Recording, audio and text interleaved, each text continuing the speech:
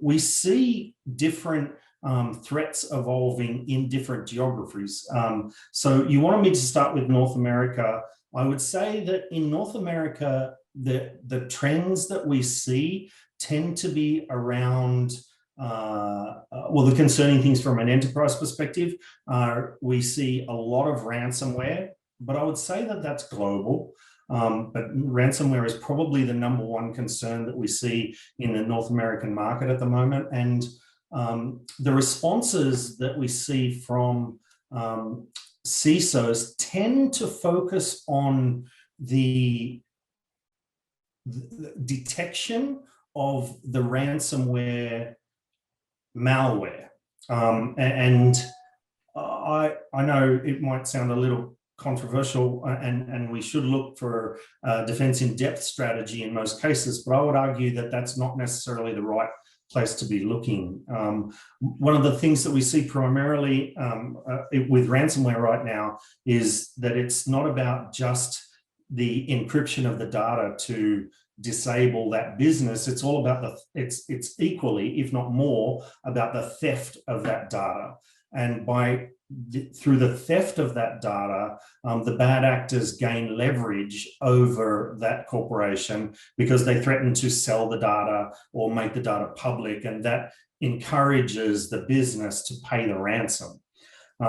So ransomware, big problem, North America, and it's across both small business all the way to very large enterprise, as we've seen in the news.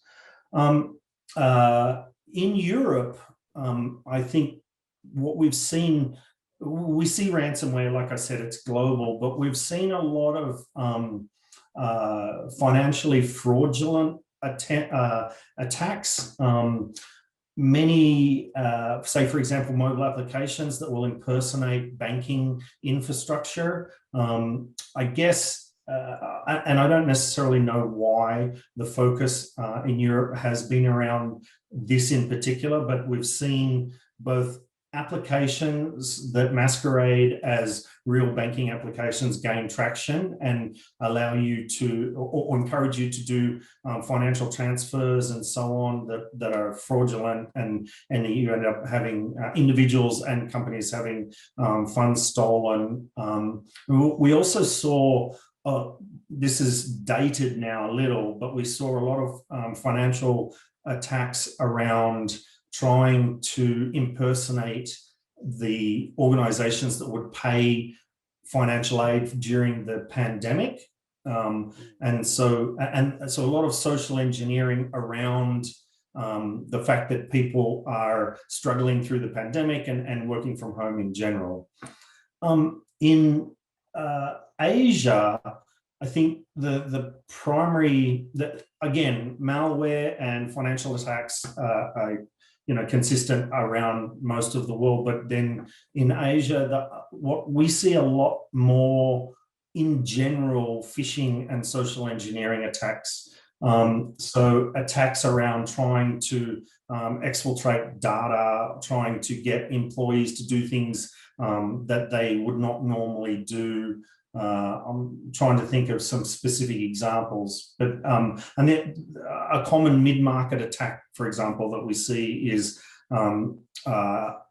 masquerading, bad actors masquerading as a supplier into another organization and requesting a change for the accounts payable system to pay money into a different account, and that results in the bad actor receiving payments for the services rendered by the original vendor. And again, these tend to be across, we see all of those three globally, but if I had to characterize it regionally, I would say that the biggest concern I see out of Asia specifically is mostly around phishing and social engineering.